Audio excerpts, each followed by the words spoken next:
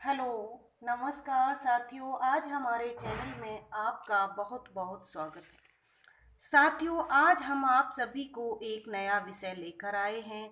यह विषय राष्ट्रीय शिक्षा नीति 2020 के अंतर्गत न्यूनतम सभी कक्षाओं के लिए समान विषय है। सेमेस्टर फर्स्ट 2021 के अंतर्गत बीए, बीएससी, बीकॉम सभी कक्षाओं में यह विषय समान रखा गया है।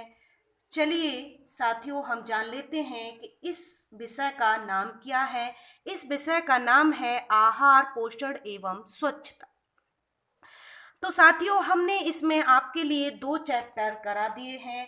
तीसरा चैप्टर आपका चल रहा है। तीसरे चैप्टर में हमने पोषण के विषय में आपके लिए पढ़ा दिया है। अब हम बात करेंगे पोषण के प्रकार। पोषण मनुष्य एवं उसके बीच का संबंध है एवं इसमें शारीरिक, सामाजिक, मनोवैज्ञानिक तथा जैविकीय पहलू भी शामिल होते हैं। पोषण विज्ञान व भोजन एक दूसरे के पूरक हैं, उन्हें अलग नहीं किया जा सकता। भोजन जो पेट की क्षुधा शांत करने के साथ साथ पोषण करता है, मनुष्य के द्वारा ग्रहण किए गए भोजन से उसे पोषण प्राप्त हो रहा है। ये उस व्यक्ति की शरीर की रचना, उसकी शारीरिक व मानसिक स्थिति, उसकी शारीरिक क्रियाशीलता आदि पर निर्भर करता है। यदि मनुष्य को मिलने वाले भोजन से उसका सही पोषण होता है तो वह उत्तम या आदर्श पोषण कहलाता है। मनुष्य द्वारा ग्रहण किए गए भोजन से यदि उसका सही पोषण नहीं होता तो वह कुपोषण कहलाता है। इसकी 2 स्थितियां होती हैं जिसमें भोज्य तत्व आवश्यकता से अधिक होते हैं, दूसरी जहां पौष्टिक तत्व आवश्यकता से कम होते हैं। स्थितियां कुपोषण तथा अपोषण कहलाती हैं। यह मुख्यतः निम्न 2 प्रकार का होता है: सुपोषण या उत्तम या उचित पोषण। नंबर 2, कुपोषण। तो सुपोषण या फिर उत्तम पोषण। उत्तम पोषण वह स्थिति है जहां कोई भी मनुष्य भोजन द्वारा अपने शरीर की आवश्यकता समस्त भोजन के पौष्टिक तत्व प्राप्त करता है, जो शरीर में जाकर अपने कार्य को पूरा करते हैं, मनुष्य को ऊर्जा देते हैं, शरीर का निर्माण करते हैं व रक्षा प्रदान करते हैं। सुपोषण या उत्तम पोषण से तात्पर्य पोषण की उस स्थिति से है जिससे व्यक्ति शारीरिक व मानसिक रूप से संतुलित रहे तथा उसकी कार्य क्षमता उसकी उम्र के अनुसार हो।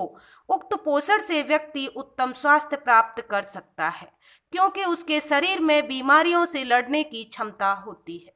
उसकी हड्डियां, मांसपेशियां, शारीरिक रचना अर्थात शरीर की ऊंचाई, लंबाई, वजन उसकी उम्र के अनुसार समानुपातिक होता है, क्योंकि उसके भोजन में शरीर निर्माणक भोज्य तत्व उचित मात्रा में होते हैं।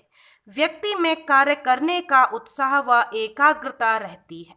शक्ति की कमी न होने के कारण वह प्रसन्नचित्त रहता है।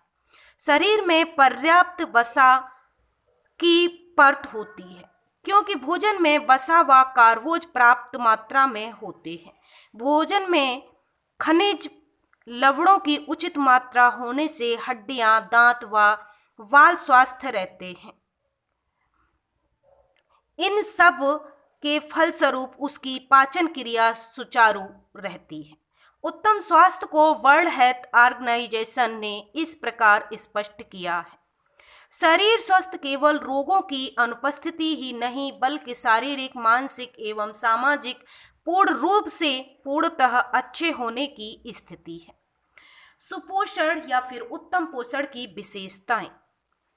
उत्तम पोषण प्राप्त करने वाले व्यक्ति का शरीर हष्ट-पुष्ट व गठीला रहता है। उसकी शारीरिक लंबाई चौड़ाई में संतुलन रहता है। उसके पाचक अंग रक्त संचारण व श्वसन तंत्र समुचित कार्य करते हैं। उत्तम पोषित व्यक्ति की मांसपेशियां स्वस्थ व मजबूत होती है। शरीर में वसा की सामान्यतः होती है, जिससे त्वचा चिकनी व स्वस्थ दिखती है। दांत व मसूड़े स्वस्थ होते हैं। बाल लंबे, चमकीले व घने होते हैं। नेत्र दृष्टि सही व आंखों में चमक होती है। वह हमेशा ताजगी अनुभव करता है, उसे खूब भूख लगती है, वह रोगग्रस्त कम रहता है, शरीर में स्फूर्ति रहती है, वह उत्साही होता है, वह उसे गहरी नींद आती है।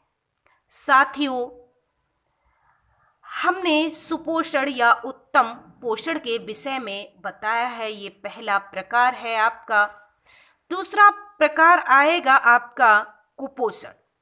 तो सुपोषण क्या होता है? जो भोजन हम सही मात्रा में लेते हैं और वो हमारे शरीर की कार्य क्षमता को बढ़ाता है, हमें रोगों से लड़ने की शक्ति प्रदान करता है और हमारा शरीर स्वस्थ रहता है, वो भोजन सुपोषण या उत्तम पोषण कहलाता है।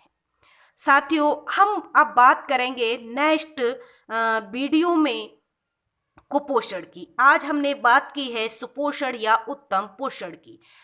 धन्यवाद साथियों, आज के लिए इतना ही।